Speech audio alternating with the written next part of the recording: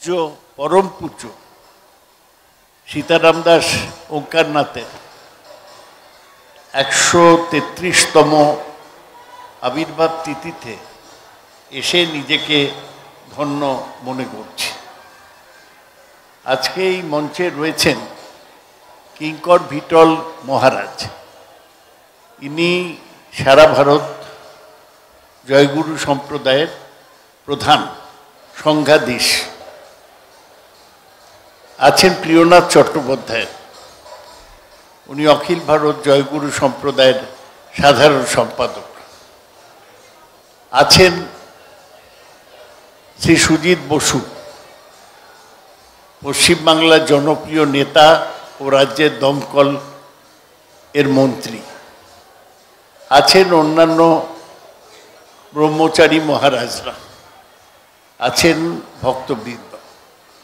আজকে এই 133তম আবির্ভাব দিবসে প্রথমেই ঠাকুর সীতারাম দাস ওঙ্কারনাথের চরণে কোটি প্রণাম জানাই। আমি প্রতি বছরই, যেহেতু এটা আমার লোকসভা এলাকার মধ্যে, প্রতি বছরই আমি এই মঠে এসে থাকি, কিন্তু এবার আমাদের কাছে বিশেষ নির্দেশ এসছে আমাদের নেত্রী মুখ্যমন্ত্রী মমতা বন্দ্যোপাধ্যায়ের থেকে। সুজিত বসু এবং আমাকে তিনি নির্দেশ দিয়েছেন যে আমরা যাতে সময় 12টার সময় এখানে পৌঁছই।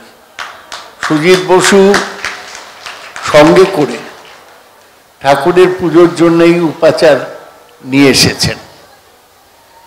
আমরা মুখ্যমন্ত্রীর পক্ষ থেকেও ঠাকুরের চরণে প্রণাম জানাই।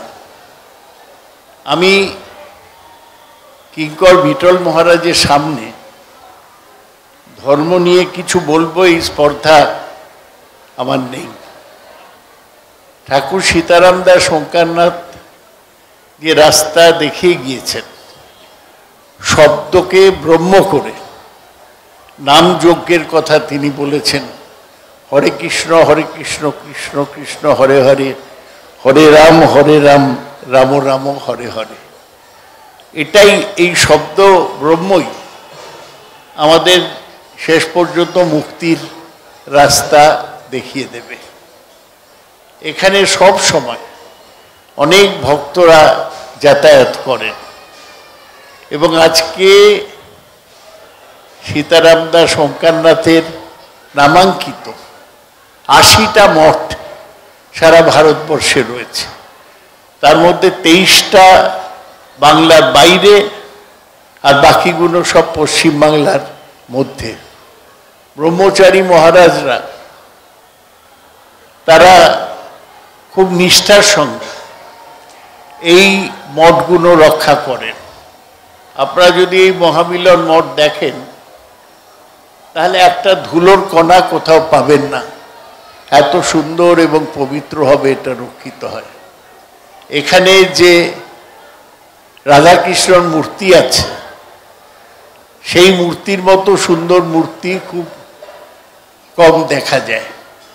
তাই আমাদের মতো লোক যারা রাজনীতির মধ্যে যুক্ত, এখানে এলে মনটা পবিত্র হয়ে যায়। আমি তাই প্রথমেই বলেছিলাম যে আজকে আসতে পেরে আমি ধন্য। আমি এইটাই আশা করব, আমার কাছে যারা প্রকাশ করেছেন সীতারাম দাস ওঙ্কারনাথের এই জন্মদিন উপলক্ষে যে সুভেনির, সেটা আমি এর মধ্যে পড়ে ফেললাম।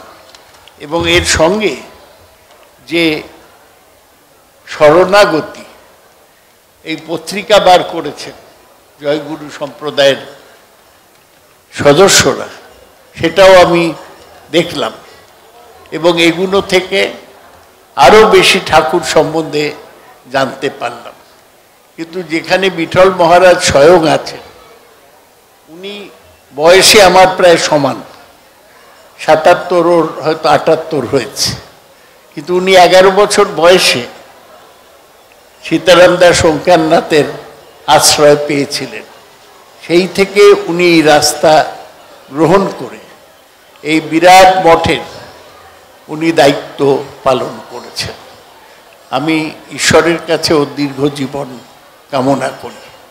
আমি যারা ভক্তবৃন্দ এখানে এসছেন এই পবিত্র দিনে তাদের সবাইকে নমস্কার জানাই এবং আশা করি যে এই মহামিলন মঠে সত্যি মহামিলন ঘটবে।